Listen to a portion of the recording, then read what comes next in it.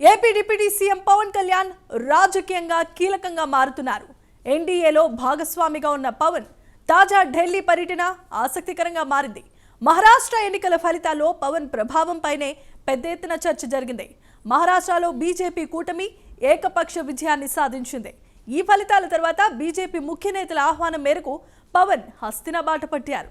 ఆ క్రమంలో కేంద్రం పవన్ కు కీలకమైన బాధ్యతలను అప్పగించనున్నట్లుగా తెలుస్తోంది.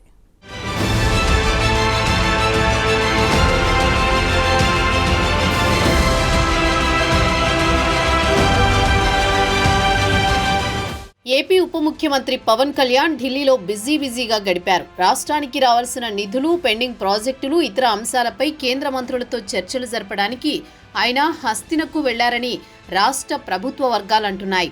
దానికి తగ్గట్లే లోక్సభ స్పీకర్ బిర్లా ఇంటి వివాహ కార్యక్రమంలో పాల్గొన్న పవన్ కళ్యాణ్ రాష్ట్ర ప్రయోజనాలకు సంబంధించి ప్రధాని మోదీతో సహా పలువురు కేంద్ర మంత్రులతో భేటీ అయ్యారు.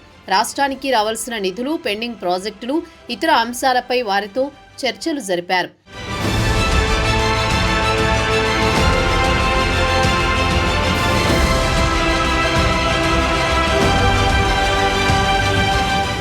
ఏపీ డిప్యూటీ సీఎంగా బాధ్యతలు చేపట్టిన తర్వాత పవన్ కళ్యాణ్ రెండోసారి ఢిల్లీ వెళ్లారు. కొద్ది రోజుల కిందట ఆయన ఢిల్లీ వెళ్లి కేంద్ర మంత్రి అమిత్ షాతో సమావేశమయ్యారు. అప్పుడు మహారాష్ట్ర ఎన్నికల్లో ప్రచారం కోసం ఆయనను అమిత్ షా పిలిచినట్లు సమాచారం. ఇప్పుడు మహారాష్ట్రలో బీజేపీ కూటమి ఏకపక్ష విజయం సొంతం చేసుకున్నాక మరోసారి ఢిల్లీకి వెళ్లడం విశేషం.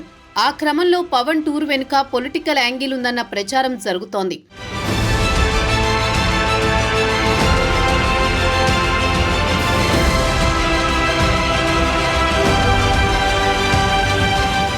మహారాష్ట్ర ఎన్నికల ప్రచారంలో పవన్ కళ్యాణ్ హిందీ, మరాఠా, తెలుగు ప్రసంగాలతో జనాన్ని ఉత్తేజపరిచారు. అప్పటికే సనాతన ధర్మంపై ప్రసంగాలతో జాతీయ స్థాయిలో ఫోకస్ అయిన పవన్ మహారాష్ట్ర ఎన్నికల్లో బీజేపీ కూటమి విజయంలో ప్రధాన పాత్ర పోషించి గేమ్ చేంజర్ అనిపించుకున్నారు. నిజానికి పవన్ ప్రచారానికి ముందు మహారాష్ట్రలో బీజేపీ, కాంగ్రెస్ కూటముల మధ్య హోరాహోరీ వాతావరణం కనిపించింది. అయితే పవన్ టూర్ తర్వాత సీన్ పూర్తిగా మారిపోయిందన్న అభిప్రాయం వ్యక్తమైంది.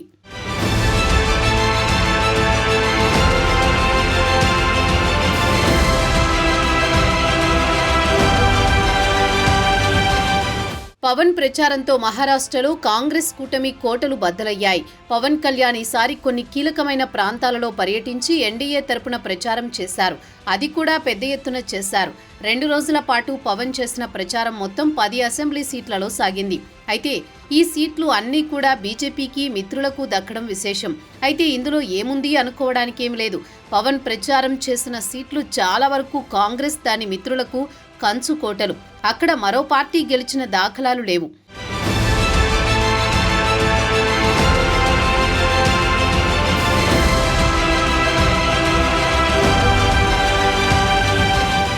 కాంగ్రెస్ సీనియర్ నేత, కేంద్ర హోంశాఖ మాజీ మంత్రి సుశీల్ కుమార్ షిండే, ఆయన కుమార్తె ప్రణతి షిండే షోలాపూర్ నుంచి 7 సార్లు గెలిచారు. అలాంటి కంచుకోట ఇప్పుడు మహాయుతి కూటమి వశమైంది. అంటే పవన్ ప్రచారం మహిమే అంటున్నారు.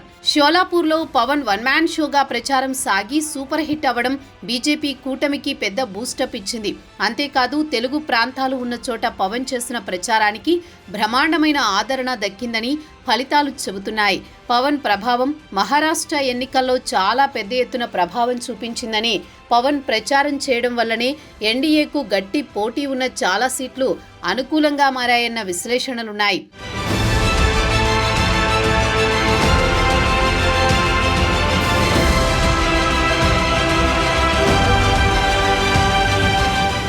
ఆంధ్రప్రదేశ్ ఎన్నికల్లో తన ఇమేజ్తో జనసేనకు 100% స్ట్రైక్ రేట్ సాధించి యావత్ దేశం దృష్టిని ఆకర్షించిన పవన్ కూటమి విజయంలో కీలక పాత్ర పోషించారు.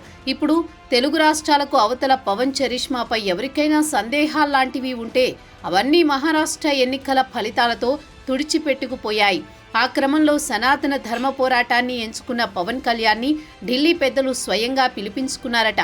తిరుమల శ్రీవారి ప్రసాదం లడ్డూ తయారీకి ఉపయోగించే నెయ్యిలో కల్తీ జరిగిందని తేలిన తర్వాత ఆయన సనాతన ధర్మ పోరాటాన్ని ఎంచుకున్నారు.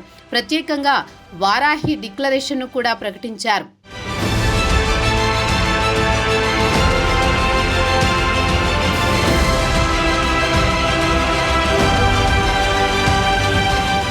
తమిళనాడులో డీఎంకే రాజకీయ వారసుడిగా పేరు తెచ్చుకున్న యువనేత డిప్యూటీ సీఎం ఉదయనిధి స్టాలిన్పై జనసేనాని విమర్శలు గుప్పించారు. దాంతో త్వరలో ఆయనకు బీజేపీ తరపున హిందుత్వవాదాన్ని తమిళనాడులో వినిపించేందుకు పవన్ను ఉపయోగించుకుంటారన్న అభిప్రాయం వినిపిస్తోంది.